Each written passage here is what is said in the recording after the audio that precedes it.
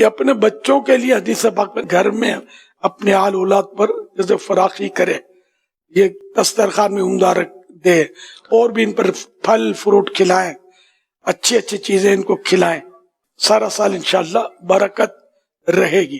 فرمان مصطفیٰ صلی اللہ تعالی علیہ وآلہ وسلم جو 10ویں محرم اپنے بچوں کے خرچ میں فراخی کرے گا، اضافہ کرے گا، بڑھائے گا اس کو، تو اللہ پاک سارا سال اس کو فراخی دے گا۔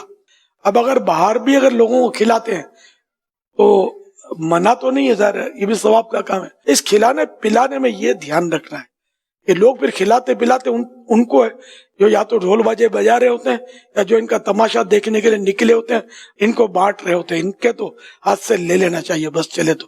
کسی کے والد کا انتقال ہو جائے تو آپ کی تعزیت کے لیے کوئی ڈھول بجاتا ہوا ہے تو آپ کیا بولو گے؟ اس کو ویلکم کرو گے، بھاگ کے کھانے کھلاؤ گے یا اس کو بھگا دو گے؟ تو اپنے باپ کی برسی پر کوئی ڈھول بجائے تو ہم اس کا ڈھول سمیت اس کو توڑ پھوڑ ڈالیں؟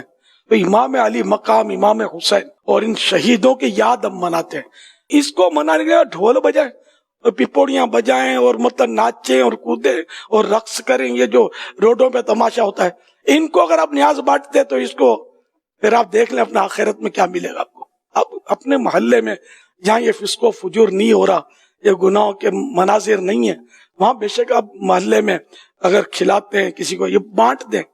ایسے بھی نہیں کھلانا نا کہ دری بچھا دی سارا روڈ جام کر دیا، جیسے جو لوگ کرتے ہیں، بعض لوگ گلیاں جام کر دیتے ہیں، لوگوں کو نکلنے پہ نیاز بٹ رہی ہے، دینگیں پک رہی ہیں، وہ کنات ڈال دی، ایسی دادا گیری بھی نہیں چلے گی۔